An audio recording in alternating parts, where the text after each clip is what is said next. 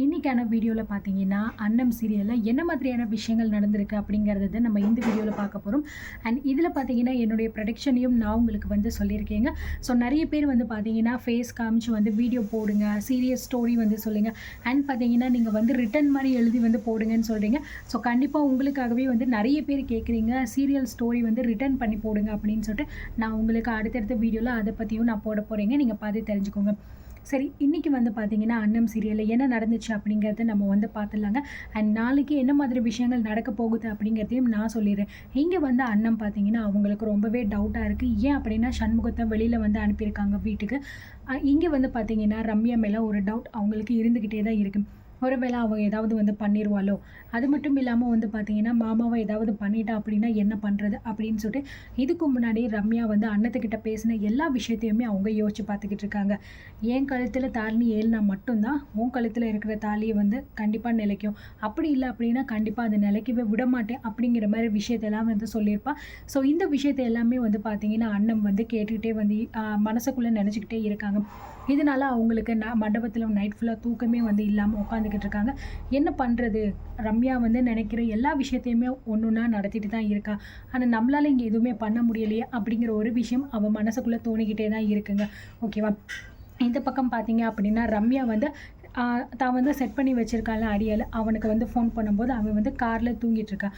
இந்த மாதிரி ரம்யா வந்து ஃபோன் பண்ணிவிட்டு ஒரு முக்கியமான விஷயம் உங்ககிட்ட வந்து பேசணும் அப்படின்னு சொல்லிட்டு வந்து நேராக வந்து மொட்டை மாடிக்கு வந்துட்டு யாருக்கும் இந்த விஷயம் தெரியவே கூடாது அப்படிங்கிறதையும் பார்த்தீங்கன்னா வந்து இன்ஃபார்ம் பண்ணிடுறாங்க. அதுக்கப்புறம் அவங்க மேலே போனோடனே பார்த்தீங்கன்னா 2 பேருமே வந்து பிளான் பண்ணுறாங்க.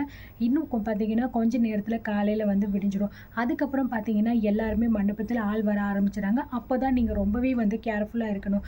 இந்த அண்ணன் வந்து பார்த்தீங்கன்னா என்ன பிளான் பண்ணி வச்சுருக்கான், ஒரே ஒரு பிளான் தான் வச்சுருக்கான். அந்த ஒரு பிளானுமே அவளுக்கு நல்லாவே தெரியும். ஆனால் இது எதுவுமே வந்து அண்ணத்துக்கு தெரியாது. அந்த தைரியத்தில் பார்த்தீங்கன்னா காலையில் வந்து முகூர்த்தத்துக்கு ஒரு 1/2 மணி நேரத்துக்கு முன்னாடி போயிடலாம் அப்படிங்கிற மாதிரி மைண்ட் செட் வச்சுக்கிட்டு அவள் வந்து உட்காந்துக்கிட்டு இருக்கா. ஆனால் அந்த விஷயம் நடக்குமா இல்லையா அப்படிங்கிறது கண்டிப்பாக தெரியலை. இந்த விஷயம் ரம்யாவுக்கும் முன்னாடியே தெரிஞ்சிருச்சு. ஸோ கண்டிப்பாக வந்து அவள் ஏதாவது ஒரு பிளான் பண்ணுவாள். இவங்க யாரையுமே வந்து வெளியில் போக வைக்கவே கூடாது. அப்படி போக வச்சிட்டோம் அப்படின்னா நம்ம நினைச்சது நடக்காது அப்படின்னு சொல்லிட்டு ரம்யாவுக்கு நல்லாவே வந்து தெரியும். சும்மாவே அவள் பிளான் வந்து பார்த்திங்கன்னா ரொம்பவே பயங்கரமாக போடுவாள். இந்த நேரத்தில் இந்த மாதிரி ஒரு விஷயம்லாம் வந்து நடக்கும்போது நம்ம சொல்லவா வேணும். அண்ட் இந்த ஒரு பக்கம் பார்த்தீங்கன்னா சண்முகம் வந்து ரொம்பவே ஃபீல் பண்ணிக்கிட்டு இருக்காரு.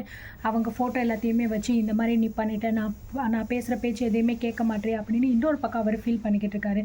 இப்படி வந்து அண்ணன் மண்டபத்தில் ஃபீல் பண்ணிகிட்டே உட்காந்துருக்கும் போது சுடர் வந்து பக்கத்தில் உட்காந்துட்டு என்ன நீங்கள் தூங்கலையா, ஏன் இப்படி தூங்காமல் வெயிட் பண்ணிக்கிட்டு இருக்கீங்க அப்படின்னு சொல்லிட்டு கேட்கும்போது, இல்லை சுடர், எனக்கு சுத்தமாக தூக்கம் வர மாட்டேங்குது. அது மட்டும் இல்லாமல் வந்து ரம்யா தான் நினச்ச விஷயத்தை எல்லாத்தையுமே வந்து பண்ணிகிட்டு இருக்கா. ஆனால் நம்ம எந்த விஷயத்தையுமே பண்ணாமல் இப்படி வந்து வெயிட் பண்ணிக்கிட்டு இருக்கோமே அப்படிங்கிற மாதிரி ஒரு பக்கம் அவளுக்கும் வந்து தோணும் போது, என்ன நீங்கள் ஏன் இப்படி பேசுகிறீங்க, அதான் நீங்கள் தான் ஏற்கனவே ஒரு பிளான் பண்ணி வச்சுருக்கீங்களே, அதுபடி தானே எல்லாமே வந்து நடக்க போகுது அப்படிங்கிற மாதிரி வந்து சொல்லும்போது, அப்படி இல்லை சொல்கிற, நம்ம ஒரு பிளான் பண்ணி வச்சுருக்கோம். ஆனால் ரம்யா என்ன பண்ண போகிறா அப்படிங்கிறது நமக்கு வந்து தெரியலை. ஒருவேளை நம்ம விஷயம் அவளுக்கு தெரிஞ்சு அவள் ஏதாவது பண்ணிடுவாளோ. மாமாவை வேறு தனியாக வீட்டுக்கு அனுப்பி வச்சுருக்கோம். நான் வந்து மாமாவை வீட்டுக்கு அனுப்பியிருக்கவே கூடாது. ஆனால் என்னவோ அவர் போகணும் அப்படின்னு சொல்லிட்டு ரொம்ப கம்பல் பண்ணதுனால தான் நான் அனுப்பி வச்சேன் அப்படிங்கிற மாதிரி இங்கே அண்ணமும் வந்து சொல்லிக்கிட்டு இருக்காங்க.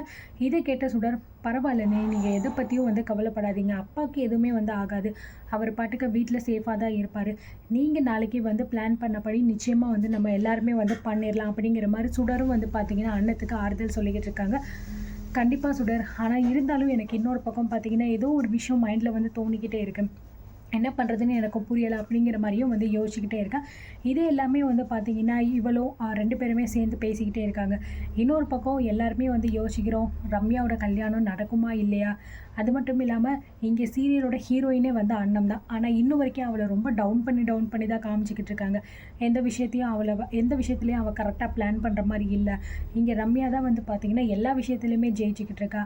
அண்ணத்து மேலே திருட்டு பழி போட்டதுலேருந்து எல்லாமே இருக்கட்டும், அவள் சொன்ன மாதிரி தான் நடந்துக்கிட்டு இருக்கு. ஆனால் இவன் என்னடானா அந்த ஒரே ஒரு பிளானை வச்சுக்கிட்டே தான் வந்து ஹோல் டே வந்து பார்த்திங்கன்னா ஓட்டிக்கிட்டே வந்து இருக்காங்க. அடுத்து என்ன நடக்க போகுது அப்படிங்கிறது கண்டிப்பாக வந்து தெரியல.